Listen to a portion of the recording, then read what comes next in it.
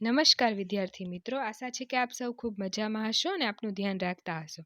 તો ચાલો આજે આપણે ધોરણ 12ના BA સબ્જેક્ટના જે પહેલા પ્રકરણ સંચાલનના સ્વરૂપ અને મહત્વની શરૂઆત કરેલી હતી એનો અંતિમ ભાગ કે જે આજે આપણે જોઈશું. અંતિમ ભાગ છે તો શું છે? એ છે આપણી પાસે સંચાલનના કાર્ય વિસ્તારો, functional areas of the management. શું છે સંચાલનના કાર્ય વિસ્તારો? આપણે આની પહેલા સંચાલનના કાર્યો સમજ્યા. હવે એ કાર્યો શેની અંદર કરવામાં આવે છે? આપણે ધંધાકીય એકમમાં કાર્યો કરવાના છે, બહુ જ સાચી વાત છે, પરંતુ કયા કયા ક્ષેત્રમાં આ વસ્તુની જરૂર પડશે એ આપણે આજે જોવાનું છે. કોઈ પણ ધંધો કરવા માટે કેટલાક કાર્યો કરવા પડે. આ કાર્યો પ્રમાણે સંચાલનના કાર્ય વિસ્તારો નીચે મુજબ છે. હવે કયા કયા કાર્ય વિસ્તારો છે? પહેલું આપણી પાસે છે માર્કેટિંગ મેનેજમેન્ટ એટલે કે બજારીય સંચાલન. બીજું આપણી પાસે છે માનવ સંસાધન સંચાલન. ત્રીજું આપણી પાસે છે નાણાકીય સંચાલન.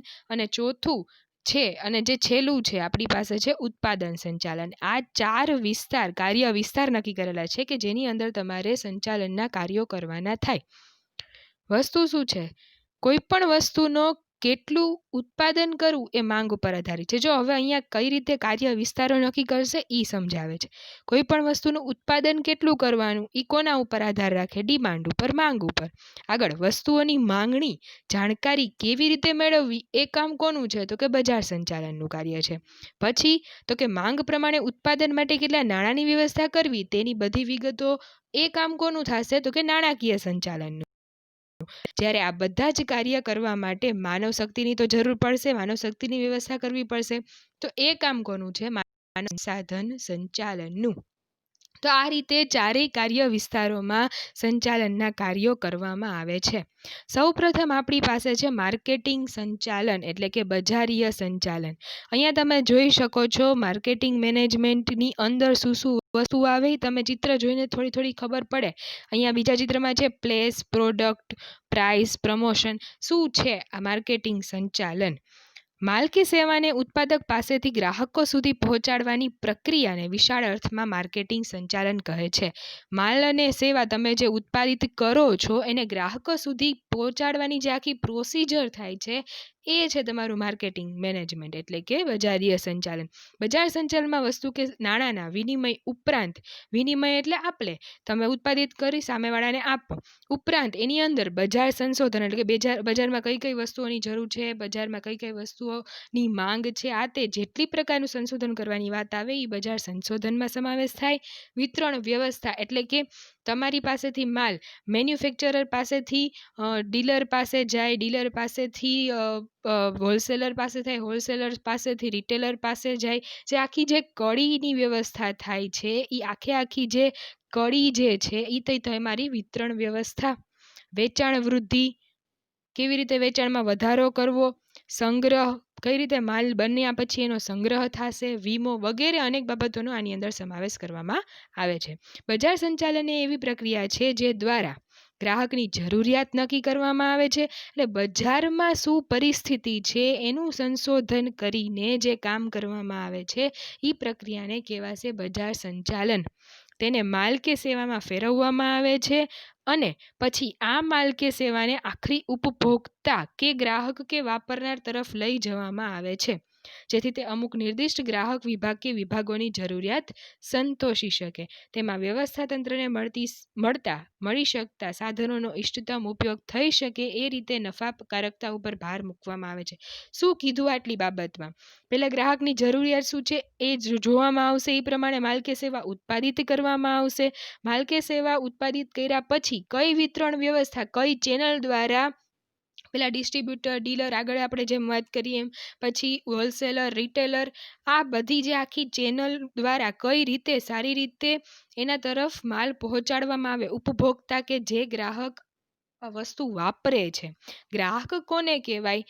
બરોબર, કે જે વ્યક્તિ તમારી પાસેથી માલ લે. હવે રિટેલર હોલસેલર પાસેથી માલ લે તો હોલસેલરનો ગ્રાહક રિટેલર કહેવાય, પણ ઉપભોક્તા કોને કહેવાય? કે જે માલને કન્ઝ્યુમ કરશે એટલે કે એનો ઉપયોગ કરશે તરફ લઈ જવામાં આવે છે, જેથી તે અમુક નિર્દિષ્ટ ગ્રાહક વિભાગ કે વિભાગોની જરૂરિયાત સંતોષી શકે. મેઇન હેતુ શું છે?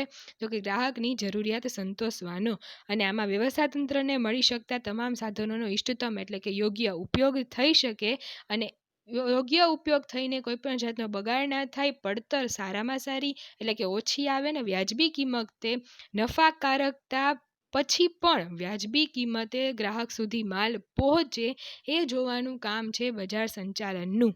આ સંચાલનના કાર્યનું ઉદ્ભવ બિંદુ વસ્તુ કે સેવાની માંગ છે, અને તેના મુખ્ય તત્વો તરીકે વસ્તુ કે સેવા, ભૌતિક વિતરણ નીતિ, કિંમત નીતિ અને વેચાણ અભિવૃદ્ધિ ઉપરાંત પેકેજિંગ વગેરે ગણાવી શકાય.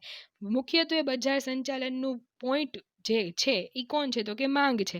પછી એની અંદર બીજા તત્વો કયા કયા આવે? તો કે વસ્તુ કે સેવા કે જેનું ઉત્પાદન કરીને આપણે પહોંચાડવાનું છે. બીજું ભૌતિક વિતરણ નીતિ, જે આપણે વાત કરી અત્યાર સુધીમાં રિટેલરની ને એ બધી. પછી કિંમત નીતિ, કિંમત કઈ રીતે આપણી પડતર ઘટાડીને અને નફા સહિત આપણે માલ વેચીએ, કારણ કે આપણા પછી મેન્યુફેક્ચરર પાસેથી માલ જે છે એ ડિસ્ટ્રીબ્યુટર પાસે જશે, ડીલર પાસે જશે, હોલસેલર પાસે, બધા પોતપોતાનો નફો ચડાવીને છેલ્લે જ્યારે ગ્રાહક પાસે પહોંચશે ત્યારે ગ્રાહકને પણ વાજબી કિંમતે પડે અને કોઈને નુકસાન ના થાય. આજે આખી ચેનલ ગોઠવાય એ કિંમત નીતિમાં થાય, અને વેચાણ વૃદ્ધિ કઈ રીતે વેચાણમાં અભિવૃદ્ધિ થાય, અને ઉપરાંત પેકેજિંગ એ ટાઈપનું હોય કે ગ્રાહક એ વસ્તુ લેવા આકર્ષાય. આ બધી વસ્તુનો સમાવેશ બજાર સંચાલનમાં કરી શકાય. મુખ્યત્વેની અંદર કયા કયા કાર્યોનો સમાવેશ થાય? પેલું છે પેદાશ અથવા પેદાશ મિશ્ર. નવી વસ્તુના ઉત્પાદન અથવા ચાલુ પેદાશના વિકાસના નિર્ણયમાં પેદાશના રૂપ, રંગ, કદ, આકાર, વજન, છાપ, પેકિંગ, કાર્ય સંબંધી ખાતરી, જે ગેરંટી આપવામાં આવે ને કે ભાઈ ધારો કે આપણે વેજીટેરિયન અને નોન વેજીટેરિયન હોય તો એની ઉપર સિક્કો લાગેલો હોય કે ભાઈ આ ગ્રીન હોય તો વેજ છે. તો એ રીતે કોઈ બી પેકેજિંગને લગતી ખાતરી, વેચાણ પછીની સેવાઓ, આપણે કોઈ બી ઇલેક્ટ્રોનિક વસ્તુ લઈએ તો એના પછી એના ગેરંટી આપે, વોરંટી આપે, તો એ પછી કાંઈ બી એને રિલેટેડ કોઈ બી વેચાણ પછીની સેવાઓ આપવામાં આવે. આ બધી વસ્તુ અને પેદાશમાં વૈવિધ્યકરણ, કે એક જ પ્રોડક્ટ હોય પણ એને કઈ વૈવિધ્ય રીતે બહાર પાડવામાં આવતી હોય. આ બધી વસ્તુનો સમાવેશ પેદાશ અને પેદાશ મિશ્ર નામના કાર્યમાં થાય છે. આ પેદાશ અને પેદાશ મિશ્ર એટલે શું? એવો એક માર્કના પ્રશ્નમાં તમને પૂછાઈ શકે, તો એની અંદર તમારે આટલી વસ્તુ લખવાની થાય કે પેદાશને લગતી કઈ બાબતો જે છે એનો સમાવેશ આમાં થાય. બીજું છે કિંમત. કિંમત એટલે શું? તો અહીંયા આપણે વાત કરશું કે વર્તમાન ગ્રાહકો યોગ્ય ગુણવત્તાવાળી વસ્તુઓ વાજબી કિંમતે મળે તેવી અપેક્ષા રાખે. વાજબી કિંમતે સારામાં સારી ક્વોલિટીવાળી વસ્તુ બધાને જોતી હોય.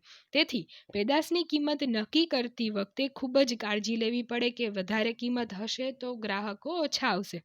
કિંમત અંગેના નિર્ણયમાં વેચાણ નીતિ આપણી જે છે એ શાખ નીતિ, એટલે કે શાખ ઉપર માલ લેતા હોય તો શાખ ઉપર માલ લે તો કેટલા સમયમાં માલ પૈસા ચૂકવવામાં આવશે એની માટેની આખી નીતિ ઘડવામાં આવે. વટાવ અંગેની નીતિ, કે ભાઈ રોકડ વટાવ હોય, તમે જોયું છે આ બધું, વેપારી વટાવ હોય, ડિસ્કાઉન્ટ ટૂંકમાં જે આપણે જેને કહીએ એ કેટલું આપવામાં આવશે, કઈ એવી પેદાશ હોય તો એને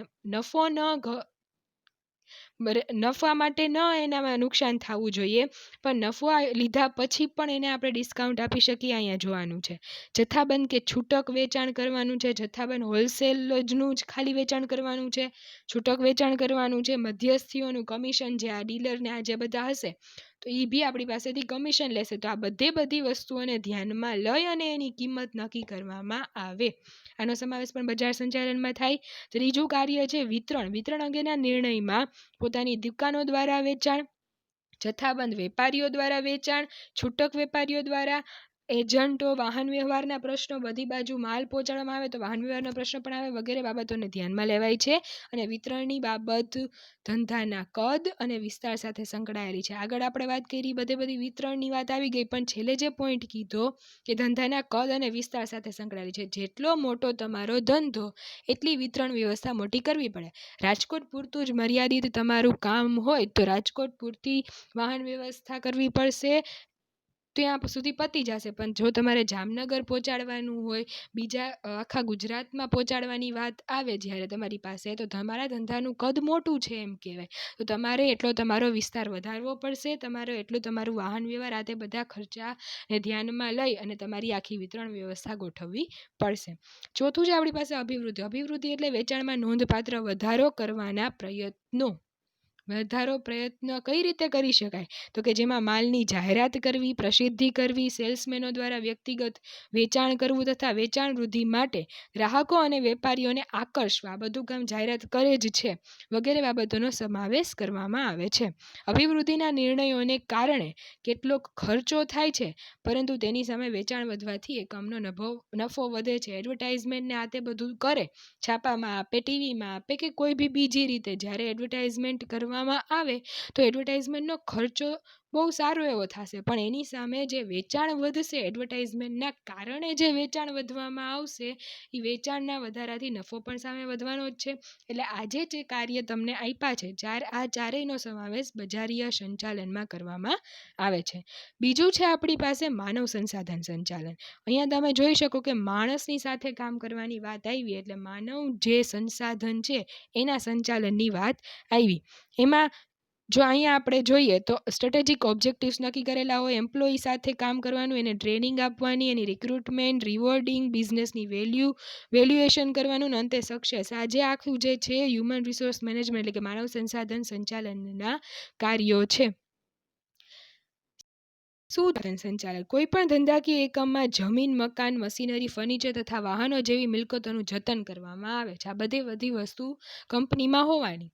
તે જ રીતે ધંધાકીય એકમમાં કામ કરતા કર્મચારીઓ પણ એકમની સજીવ મૂલ્યવાન મિલકતો છે. આપણે આની પહેલાં બી વાત કરેલી હતી કે માણસ વગર કોઈ પણ કાર્ય શક્ય થશે નહીં. એટલા માટે આ બધી વસ્તુ છે, તે જ રીતે માણસ પણ એક સજીવ મૂલ્યવાન મિલકત છે, તેથી તેનું જતન કરવું જરૂરી છે. ધંધાકીય સાહસોની સફળતાનો આધાર તે ધંધામાં કામ કરી રહેલા કર્મચારી ઉપર રહેલો છે. સૌથી મહત્વનું જે પાસું જે કહેવાય ધંધાનું એ છે કર્મચારીઓ પૂરું અને વ્યવસ્થિત કામ તમને આપશે તો જ તમારો ધંધો સારી રીતે ચાલશે.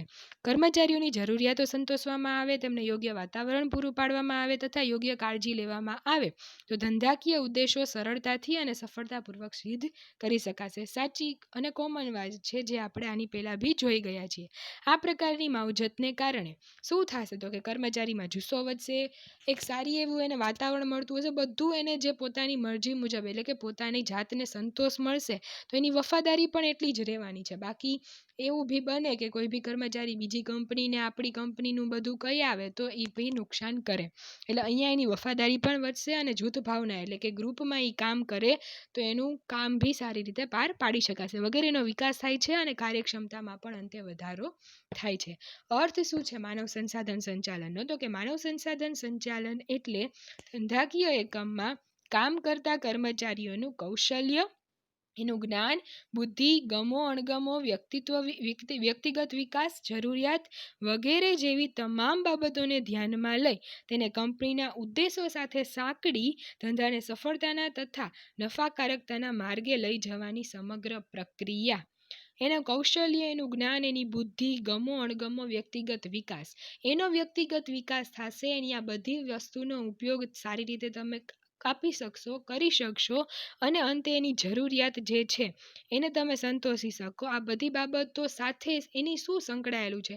કર્મચારીનો પોતાનો ઉદ્દેશ શું હોય કે પોતે સારા એવું સંતોષકારક રીતે કમાતો હોય, પોતાને જે જોતું હોય સારું વાતાવરણ મળતું હોય, સારું માન સન્માન મળતું હોય, બધી રીતે એનો જે પોતાના જીવનનો ધ્યેય છે એની સાથે તમે તમારા કંપનીના ધ્યેયને એટલે કે તમારા ધંધાના ધ્યેયને સાંકળી શકો. કઈ રીતે સાંકળી શકો? તો કર્મચારી સંતોષ આવશે તો એનો ધ્યેય પૂર્ણ થશે, તો અંતે એ સારું કામ આપશે એટલે તમારો કંપનીનો જે અલ્ટિમેટ ધ્યેય છે એ સિદ્ધ થઈ શકે. એટલે બેયના ધ્યેયને સાંકળવાનું કામ માનવ સંસાધન સંચાલનમાં કરવામાં આવે છે.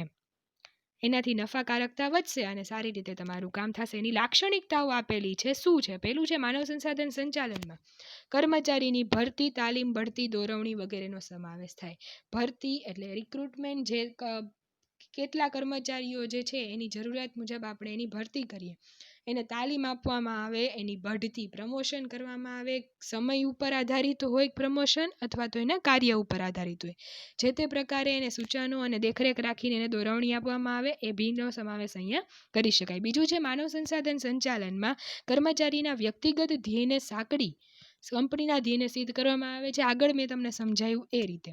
ત્રીજું છે માનવ સંસાધન સંચાલનનું મૂળભૂત કાર્ય કર્મચારીઓને એક અમૂલ્ય મિલકત સમજી તેઓનું સંચાલન કરવામાં આવે છે. જેમ બધી મિલકતો છે એની માવજત જરૂરી છે, એ રીતે અહીંયા પણ માનવ જે છે એ પણ એક અમૂલ્ય મિલકત છે એમ સમજીને આપણે પણ એનું સંચાલન વ્યવસ્થિત રીતે કરવું પડે. એનું કાર્ય મેઇન જે છે એ માનવ સંસાધન સંચાલનમાં કરવામાં આવે છે. ચોથું છે કર્મચારીને યોગ્ય તાલીમ આપીને તેના વિકાસ માટે યોગ્ય કાર્યવાહી કરવામાં આવે છે. અને તાલીમ આપશું, ટ્રેનિંગ આપશું, એનો અનુભવ વધશે, એ બહુ સારી રીતે કામ આપી શકશે અને અંતે વિકાસ થઈ શકશે. પાંચમું છે કર્મચારીઓની કામગીરીનું મૂલ્યાંકન કરી તેમનું યોગ્ય સ્થાન નિશ્ચિત કરવાનું કામ માનવ સંસાધન સંચાલન કરે છે. હવે એ જેવું કામ કરતો હશે એવી એને સત્તા અને જવાબદારી સોંપવામાં આવશે. કઈ રીતે? આપણે પ્રમોશનની વાત કરી તો પ્રમોશનને ક્યારે આપવામાં આવે? એનું કામગીરીનું મૂલ્યાંકન થાય, વ્યક્તિ બહુ સારું એવું કામ આપે છે, એની ક્વોલિફિકેશન બી વધારે છે, તો એની પોસ્ટ એ પ્રમાણે નથી, તો એને પ્રમાણે એને પોસ્ટ આપવામાં આવે, એનું પ્રમોશન કરવામાં આવે. આ રીતે અંતે એનું યોગ્ય સ્થાન નિશ્ચિત કરવાનું કામ પણ કોનું છે? માનવ સંસાધન સંચાલનનું. છઠ્ઠું છે યોગ્ય સંચાલનથી કર્મચારીઓનો ફેરબદલીનો દર ઘટાડી શકાય. તમે એને બધું વ્યવસ્થિત આપશો, એને સંતોષકારક રીતે તમે આપી શકશો, એને સંતોષ આપી શકશો, તો અંતે એ વારાફરતી બદલાવે નહીં રાખે કંપની. તમારી પાસે સંતોષ હશે, એવું બી બને કે તમે એને 10,000 આપતા હોય પણ બધું વ્યવસ્થિત હોય, વાતાવરણ વ્યવસ્થિત હોય અને માન સન્માન વ્યવસ્થિત મળતું હોય, તો અને બાકી કોઈ એને 11,000 આપતું હોય તો 1,000 માટે તમારી સારી કંપની છોડીને જાશે નહીં. એટલે અહીંયા આપણે ફેરબદલી દર પણ ઘટાડી શકીએ છીએ અને કુશળ કર્મચારીઓને કંપનીમાં ટકાવી રાખી શકાય છે. સાતમું છે માનવ સંસાધન સંચાલનમાં કર્મચારીઓને યોગ્ય વાતાવરણ પૂરું પાડવામાં આવે છે, તેથી તેમના જુસ્સા અને કાર્યક્ષમતામાં વધારો થાય છે. આપણે આગળ આ જ વાત કરેલી છે. કંપનીના મૂલ્યો જળવાય છે, અંતે કંપનીના મૂલ્યનું સ્થાપન થાય કે બહાર કંપનીનું નામ થાય. કર્મચારી જે છે એ જ કંપનીની બહાર છાપ ઊભી કરશે કે ભાઈ અમારી કંપની આમ છે, અને કંપનીના ધ્યેય સિદ્ધ કરી શકાય છે. અલ્ટિમેટ જે છે કે જે કંપનીનો ધ્યેય છે, આ સંસાધન સંચાલન, માનવ સંસાધન સંચાલનથી આપણે અલ્ટિમેટ આપણો ધ્યેય સિદ્ધ કરી શકીએ છીએ. પછી આપણી પાસે છે એનું મહત્વ. કર્મચારીઓની કાર્યક્ષમતામાં વધારો થાય. માનવ સંસાધન સંચાલન કરીએ તો એનાથી શું શું મહત્વ છે, એનું શું કામે આપણે એ કરીએ છીએ? તો કર્મચારીની કાર્યક્ષમતા વધે, અંતે એકમની નફાકારકતા વધે. કાર્યક્ષમતા વધે એટલે ઉત્પાદન સારું એવું થાય, અંતે એકમની નફાકારકતામાં વધારો થાય. નફાકારકતામાં વધારો થાય, એકમની પ્રતિષ્ઠામાં પણ વધારો થાય. કર્મચારી બહાર જઈને સારું બોલશે તો એ બી એક વસ્તુ સારી છે, એટલે પ્રતિષ્ઠામાં વધારો થાય. ચોથું, ઉત્પાદિત વસ્તુ કે સેવાની ગુણવત્તાના ઊંચા ધોરણો જળવાય. જો વફાદારીથી કામ કરશે તો એ બહુ જ સારી રીતે અને સારી ક્વોલિટીવાળું કામ આપશે, એટલે ઊંચા ધોરણો જે છે વસ્તુ કે સેવાના એ જળવાશે.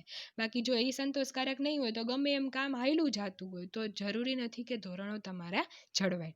પાંચમું છે માનવ સંસાધન સંચાલનથી કર્મચારીમાં જૂથ ભાવનાનો વિકાસ થાય. ગ્રુપમાં કામ કરે તો બહુ જ સારી રીતે કામ પાર પાડી શકાય. છઠ્ઠું છે ઉત્પાદનના સાધનો ઉપયોગ થઈ શકે, કોઈ વેસ્ટ કે બગાડ અહીંયા જવાની વાત આવે નહીં જો કર્મચારી સંતુષ્ટ હશે તો.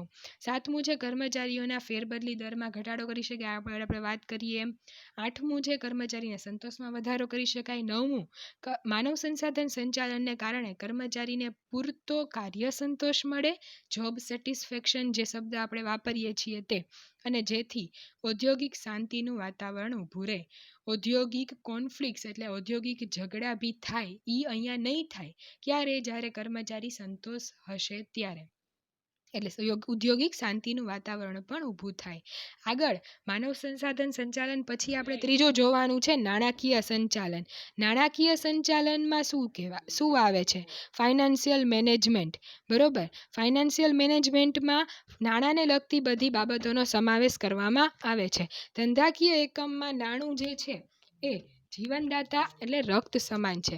નાણાં વગર કોઈ પણ ધંધો શક્ય નથી, નાણાં વગર કોઈ પણ પ્રવૃત્તિ શક્ય થતી નથી. નાણું જે છે એ ધંધાના રક્ત સમાન છે. જો આપણા શરીરમાં રક્ત નહીં હોય તો આપણું શરીર ચાલવાનું નથી. એમ જો નાણું નહીં હોય તો કોઈ પણ કામ શક્ય બનવાનું જ નથી. ધંધાની સ્થાપના, વિકાસ, વિસ્તરણ તથા આધુનિકરણ માટે નાણાંની જરૂર પડે છે. સૌથી પહેલા સ્થાપના કરવા માટે નાણાંની જરૂર પડશે. બીજું, જો તમારે તમારો ધંધો વિકસાવવો છે તો પણ નાણાંની જરૂર પડશે. વિસ્તરણ કરવું છે, આધુનિકરણ કરવું છે, કંપની એને આપણે ટેકનોલોજી કે જે આખી દુનિયામાં અત્યારે ચાલતી હોય એને અહીં લેવલે આપણે આપણી કંપનીને પહોંચાડવી હોય તો આધુનિકરણ કરવું હોય તો એના માટે પણ નાણાંની જરૂર પડે છે. અર્થ શું થાય છે? નાણાકીય સંચાલન એટલે નાણાં કાર્યનું સંચાલન. નાણાં કાર્યનું સંચાલન એટલે શું? તો કે નાણાં કાર્ય એટલે નાણાં મેળવવાનું, સૌપ્રથમ નાણાં ક્યાંથી મેળવવામાં આવશે અને નાણાંનો ઉપયોગ કરવાનું કાર્ય, આવકની ફાળવણીનું કાર્ય અને આ કાર્ય ધ્યેયપૂર્ણ અને કાર્યક્ષમ રીતે થવું જોઈએ. નાણાં કાર્ય એટલે શું એમ પૂછાય તો નાણાં મેળવવાનું, નાણાંનો ઉપયોગ કરવાનું અને આવકની ફાળવણી કરવાનું. સૌપ્રથમ તમારે નાણાં મેળવવાના છે, એનું ઉત્પાદન કરવા માટે નાણાંનો ઉપયોગ કરવાનો છે અને છેલ્લે જે નફો મળે એમાંથી તમારે એની આવકની ફાળવણી એટલે કઈ કઈ જગ્યાએ આપણે નાણાંનો ઉપયોગ કરશું, વેતન દેવામાં કરશું, નફાનું પૂર્ણ રોકાણ કરી શકીએ, જે આપણે કાર્ય કરવાનું છે આવકની ફાળવણી કઈ રીતે કરશું એનું કાર્ય એટલે કે નાણાં કાર્ય. આ બધું કાર્ય ધ્યેયપૂર્ણ અને કાર્યક્ષમ રીતે થવું જોઈએ. નાણાકીય સંચાલનમાં મુખ્યત્વે કયા કયા કાર્યનો સમાવેશ થાય? તો સૌપ્રથમ નાણાંની જરૂરિયાતો અંદાજવાની. કેટલી જરૂર છે એ પહેલા અંદાજવામાં આવે. બીજું, સમયની દ્રષ્ટિએ નાણાંનું આયોજન કરવાનું. કયા સમયે કેટલા નાણાંની જરૂર પડશે તો એનું એક નાણાંનું આયોજન કરવાનું થશે. આપણે અંદાજપત્ર એના ઉપરથી બનાવવાનું, બજેટ બનાવીએ.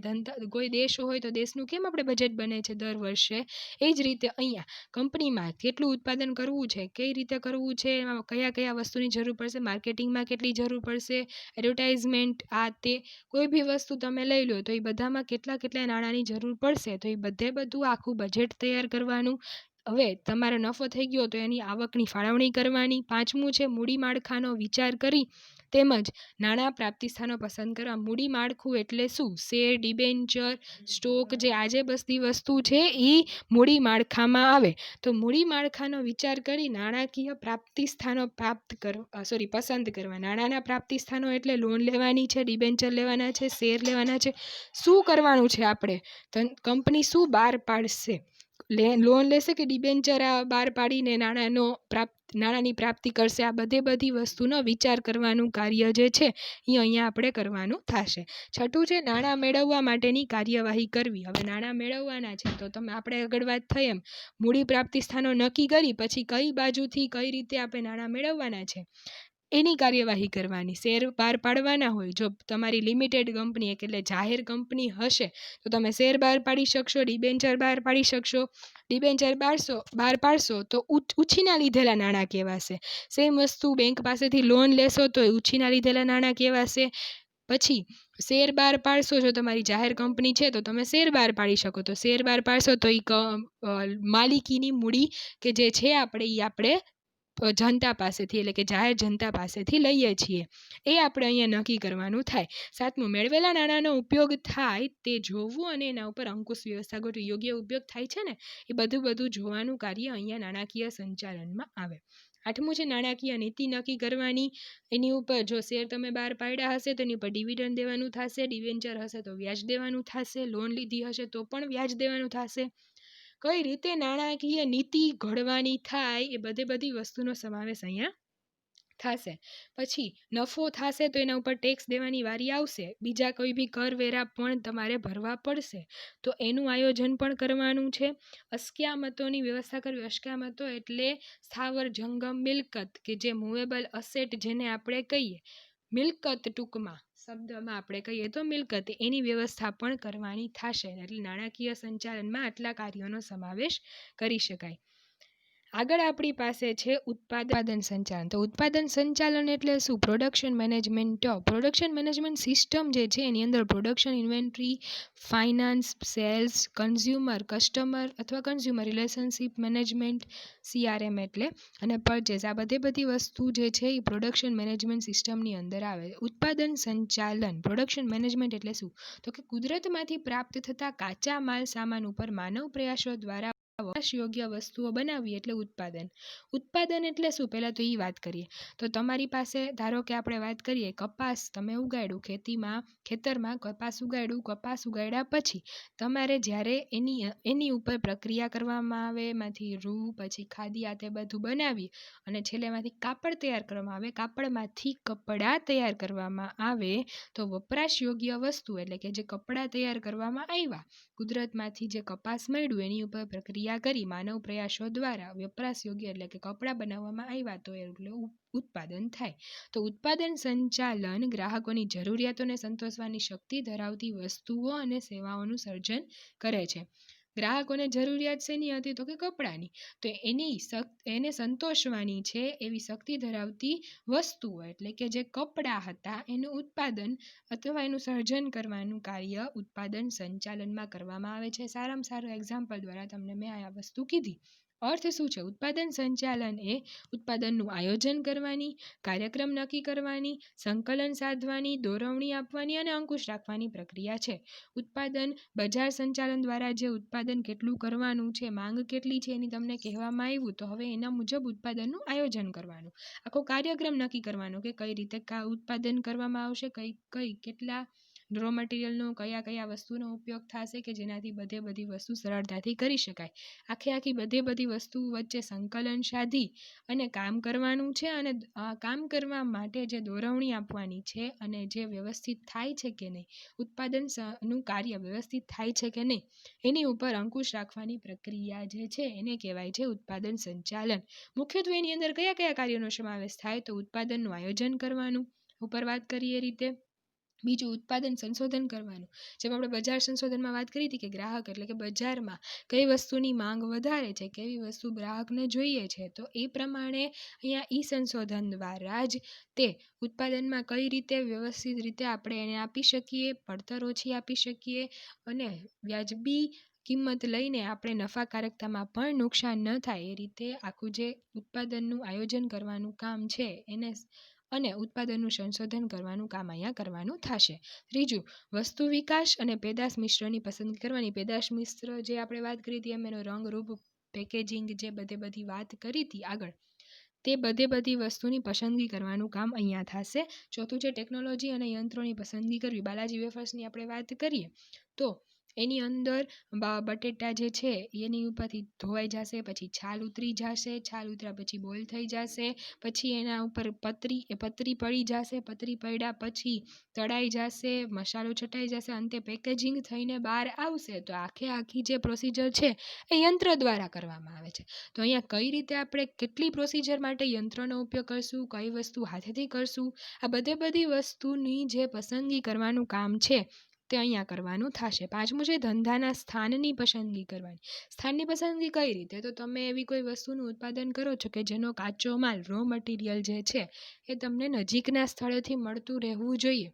નજીકના સ્થળેથી ધારો કે 5-6 કિલોમીટરની અંદરથી તમને એ વસ્તુ મળી રહેતી હોય તો તમારી વાહન વ્યવસ્થા અને બધી વસ્તુ તમે સરળતાથી કરી શકો. બને કે તમારે 100 કિલોમીટર આઘું જઈને એ વસ્તુ લેવી પડે તો એવી જગ્યાએ ધંધો સ્થાપના કરાય નહીં. એટલે ધંધાના સ્થાનની પસંદગી કરવાનું કાર્ય પણ અહીંયા ઉત્પાદન સંચાલનનું જ છે. આગળ તેમજ વિન્યાસનો નિર્ણય કરો. વિન્યાસ એટલે એનું અરેન્જમેન્ટ, પ્લેસિંગ, અરેન્જમેન્ટ કઈ રીતે થશે એ બધી વસ્તુનો સમાવેશ અહીંયા ઉત્પાદન સંચાલનમાં કરવામાં આવે છે. છઠ્ઠું, માલ સામગ્રી તેમજ ઉત્પાદન માટે અન્ય જરૂરિયાતોનો અંદાજ મેળવવો.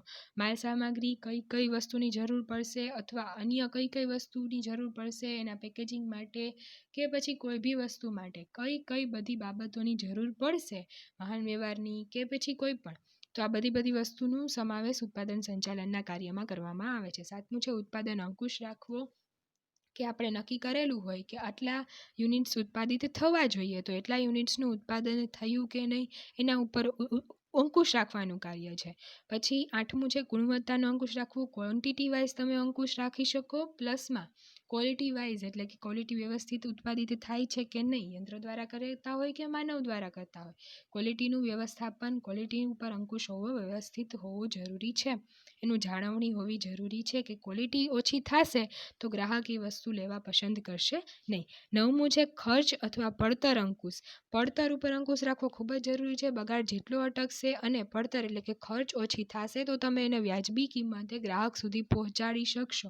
તેમજ ઉત્પાદકતાની જાળવણી. ઉત્પાદકતા કઈ રીતે આપણે વાત કરીએ તો ધારો કે એક યંત્રની કેપેસિટી 10,000 યુનિટ ઉત્પન્ન કરવાની છે, તો તમે જો એનામાંથી 8,000 યુનિટ જ ઉત્પાદન કરી શકતા હોય તો શું કામ એવું થયું? 10,000 યુનિટ ધીરે ધીરે ઘટતું ના જાય, તો એ માટે ઉત્પાદકતાની જાળવણી કરવી પણ જરૂરી છે અને બની શકે તેમ વૃદ્ધિના માટેના પ્રયત્ન કરવાનું કાર્ય પણ કોનું છે? ઉત્પાદન સંચાલનનું. 10મું છે ઉત્પાદનમાં વૈવિધ્યકરણ. કઈ રીતે વૈવિધ્યપૂર્ણ વસ્તુ તમે આપી શકો અને સરળીકરણ પણ દાખલ કરવું. આ બધી વસ્તુનો સમાવેશ ઉત્પાદન સંચાલનમાં કરવામાં આવે છે.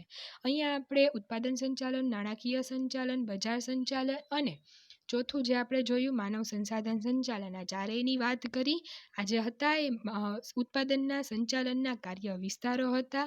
કાર્ય વિસ્તારો પરથી તમારે એની અંદર જે કાર્ય બધા કરવાના હતા સંચાલનના, એ આપણે અગાઉ જોઈ ગયા. તો આજે અહીંયા છે તમારો આખો પાઠ પૂર્ણ થાય છે. અહીંયા ઉત્પાદન સંચાલન કે કોઈ બી આપણે આગળ જોયા એ બધા સંચાલનના કાર્ય વિસ્તારો તમને પણ 3 માર્કની અંદર પૂછાઈ શકે, પણ વધારે પડતો ચાન્સ તમારી પાસે સપાટીઓનો છે. આગળ તમને મેં વાત કરેલી છે એ બધા પ્રશ્નો તમને વ્યવસ્થિત રીતે પાકા કરવાના થશે.